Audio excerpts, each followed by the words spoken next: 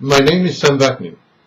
I'm the author of Malignant Self-Love, Narcissism Revisited. To a narcissistic boss or employer, the members of his staff, his employees, are sources of narcissistic supply and nothing else. Their role is to remember events that support the grandiose self-image of the narcissist, to regulate the narcissistic supply, to adulate, to adore, to admire, to agree, to affirm, to provide attention and approval, and generally to serve as an audience. The staff or employees are supposed to remain passive. The narcissist is not interested in anything but the simplest function of mirroring his grandeur, his achievements, his status. When the mirror, the employee, acquires a personality and a life of its own, the narcissist is incensed. When independent-minded, an employee is perceived to be a kind of danger, and is in danger of being sacked by his narcissistic employer, an act which demonstrates the employer's omnipotence, control over the employee. The employee's presumption to be the employer's equal is rejected and vehemently and emotionally resented by the employer. An employee should not try to befriend a narcissistic boss or a narcissistic employer. Friendship is possible only among equals, and to the narcissist, his employees and his staff are his inferiors. They are his property. He lords over them. He is superior to them. Therefore, how can he be their friend? Trying to become a narcissistic boss's or employer's friend constitutes an injury to the haughtiness and pride and arrogance of said boss or employer. The narcissistic boss or employer is willing to accept his employees as underlings, as subordinates, whose very position serves to support his grandiose fantasies, but nothing else and nothing above.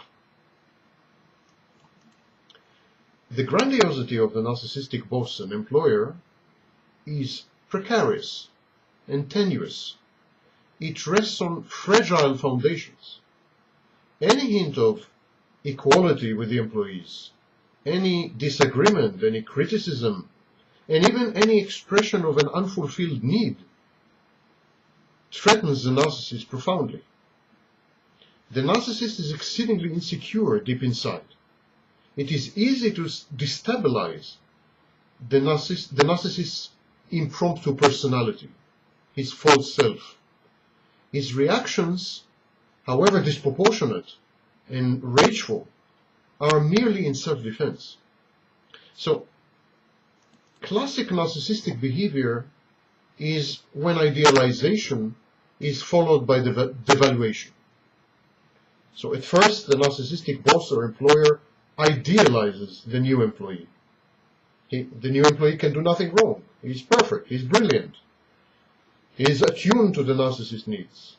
But then devaluation follows as a result of minor disagreements, or merely because time has eroded the employee's capacity to serve as a fresh source of attention and narcissistic supply.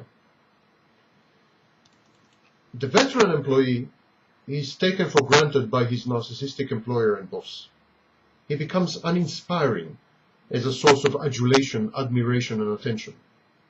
The narcissist always seeks new thrills, new stimuli, provided through and via the attention given by new employees. The narcissist is notorious for his low threshold of resistance to boredom. His behavior is impulsive. His biography is chaotic precisely because of his need to introduce uncertainty and risk into what he regards as stagnation or slow death. In other words, routine. Narcissists abhor routines. Most interactions in the workplace, though, are part of the rut. They are routine. and thus constitute a reminder to the narcissist that he is, quote-unquote, stagnating, shackled, imprisoned, unappreciated, unable to realize his untapped potential. The routine workplace deflates the narcissist's grandiose fantasies. So narcissists do many unnecessary, wrong, and even dangerous things in pursuit of restoring and stabilizing their inflated self-image. Narcissists feel suffocated by intimacy, or by the constant reminders of real, nitty-gritty world out there. It reduces them. It makes them realize the gap between their fantasies and reality. It is a threat to the balance of their personality structures, the false self, which is invented and confabulated and concocted, and the true self, which is dilapidated and dysfunctional. So they treat routine and everyone connected to that routine as a menace. Narcissists forever shift the blame, they pass the buck, and they engage in cognitive dissonance. They pathologize the other by projecting onto him or her frailties, weaknesses, failures. They foster feelings of guilt and shame in their employees and their subordinates, and use this guilt and shame to manipulate them. They debase and humiliate their staff in order to preserve their own sense of superiority. They are pathological liars. They think nothing of confabulating or pathologically telling lies because their very self is false.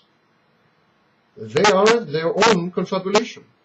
So what can you do with a narcissistic boss and employer? Number one, never disagree with the narcissist or contradict him. Number two, never offer the narcissist any intimacy. Number three, look awed and inspired by whatever attribute matters to the narcissist. For instance, if he regards himself to be a professional, pretend that you are dumbstruck, that you are amazed by his professional achievements. If he considers himself good-looking, comment on it repeatedly. Never remind the narcissist of life out there, of the routine. And if you do, connect it somehow to his sense of grandiosity. You can aggrandize even ordering office supplies. The most mundane thing conceivable. You can say, for instance, these are the best art material any workplace is going to have. Or, we get these office supplies exclusively because of you and your connections, and so on. Aggrandize the narcissist. Do not make any comment which might directly or indirectly impinge on the narcissist's self-image, omnipotence, superior judgment, omniscience, skills, capabilities, professional record, or even omnipresence. Bad sentences start with, I think you overlooked this and that. I believe you made a mistake here. You don't know that. Do you know that? Etc., etc. Or, you were not here yesterday. You cannot. You should not. These kind of sentences are interpreted by the narcissist as rude impositions, and they react very badly to these injurious restrictions and hints at their lack of omnipotence and lack of omniscience. Manage your narcissistic boss. Notice patterns in his bullying. Is he more aggressive on Monday mornings? Is he more open to suggestions on Friday afternoons?